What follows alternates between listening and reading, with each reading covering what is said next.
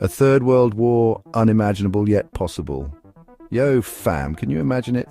World War III sounds like some dystopian movie, right? But here's the thing, we can't just dismiss it as fiction. In a world with tensions simmering like a pot about to boil over, we got to talk about the what-ifs. Because the truth is, the consequences of ignoring the possibility are far too dire. We've had two of these global throwdowns already, and let's be real, they weren't exactly a picnic. Millions dead, economies in shambles, the planet scarred. We'd be fools to think it couldn't happen again, so let's unpack this nightmare scenario, shall we? Buckle up, people, it's going to be a bumpy ride. The thing about World War III is it wouldn't be your grandpa's war. We're talking next-level tech, cyber warfare, AI, drones doing who knows what. It wouldn't just be about tanks and trenches anymore. It'd be a whole new beast altogether. But before we dive into the nitty-gritty, let's acknowledge the elephant in the room. The very thought of World War III is terrifying, and that's good. Fear can be a powerful motivator, urging us to understand the stakes and work towards peace. Because let's be clear, nobody wins in a world war, nobody.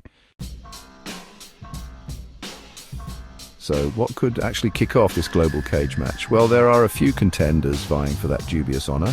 First up, we got the classics territorial disputes and good old-fashioned resource scarcity. Countries squabbling over land, check. Fighting for dwindling resources like water and oil, check, check. It's like the world's most dangerous game of Monopoly, but with real lives at stake. Then there's the wild card climate change. As the planet heats up, expect to see mass migrations, food shortages, and countries going head-to-head over shrinking habitable zones. We're talking about a whole new level of climate refugees, folks. And of course, we can't forget about the elephant in the room, or rather the hacker in the server room, cyber warfare. One wrong click, one well-placed virus, and boom, you got entire power grids collapsing, financial systems imploding, chaos in the streets. It's the kind of invisible war that could escalate faster than you can say firewall. All right. Let's say the unthinkable happens and the world goes full-on kaboom. Who's siding with who? It's messy, folks. This ain't your grandpappy's Cold War with clear-cut sides. You've got the usual suspects, the big dogs with big toys, the US and its allies on one side, maybe Russia and its crew on the other. But then you got rising powers like China, India, flexing their muscles. They might play both sides, forge their own alliances. Who knows? It's all a big geopolitical poker game with nuclear weapons as chips. And then there's the wild card, non-state actors, terrorist organizations, cyber criminals. They thrive in chaos. Imagine them getting their hands on some seriously nasty tech. The point is, the battle lines would be blurry, constantly shifting. Alliances made and broken faster than a Kardashian marriage. Section 4, the arsenal of Armageddon, modern warfare and its horrors. Okay, brace yourselves, folks, because this part ain't pretty.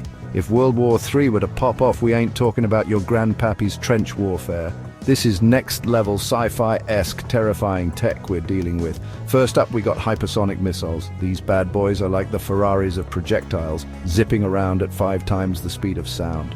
Good luck even detecting them before they obliterate their target. And then there's the whole cyber warfare thing. Picture this. 1 minute you're chilling, scrolling through cat memes. The next minute the power grid goes kaput. Hospitals go dark and your bank account is emptier than a politician's promises. And let's not forget about killer robots. Yeah, you heard that right. Autonomous weapons systems that can decide who lives and who dies. All without a human pushing the button. It's like Terminator, but in real life and way less cool. Section 5. In the Inferno, immediate consequences of war. Alright, let's say the worst happens. And those mushroom clouds ain't just from Instagram filters anymore. What's the immediate fallout? Well, picture this. Cities reduced to rubble, millions vaporized in the blink of an eye. Not exactly a picnic, right? But hold up, it gets worse. Remember those nukes we talked about? They're not just good for blowing stuff up, they also come with a lovely parting gift. Radiation. We're talking about widespread contamination, making entire regions uninhabitable for generations. Talk about a buzzkill, right? And if you thought that was bad, brace yourself for the humanitarian crisis of the century. We're talking about mass displacement, food shortages, and a global refugee crisis that would make the current situation look like a walk in the park. The bottom line is this: the immediate aftermath of a World War III wouldn't just be devastating, it'd be apocalyptic. And that, my friends, is a reality check we can't afford to ignore. Section 6. Scars on the soul, long-term impacts. Okay, so we've survived the initial blast, dodged the radioactive fallout, and scrounged up some canned goods. We're good, right? Not so fast, my friend.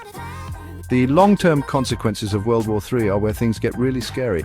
First up, let's talk about the planet. Remember that whole climate change thing? Well, imagine nuking the planet on top of that. We're talking about a nuclear winter with dust and debris blocking out the sun, plunging the Earth into a mini ice age.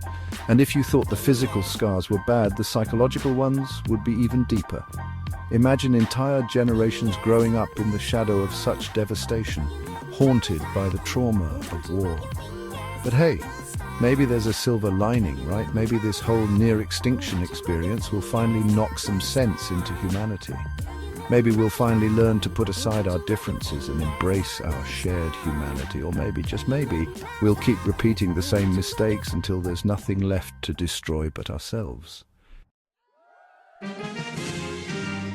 Section 7. Conclusion. Remember, peace is a choice, and it's the only option, so there you have it, folks. World War III, the ultimate buzzkill. Not exactly the kind of future any of us want, right? But hey, here's the good news. It's not inevitable. We have a choice. We can choose to keep bickering over borders and resources, or we can choose to work together. We can choose to invest in weapons of mass destruction, or we can invest in education, diplomacy, and understanding.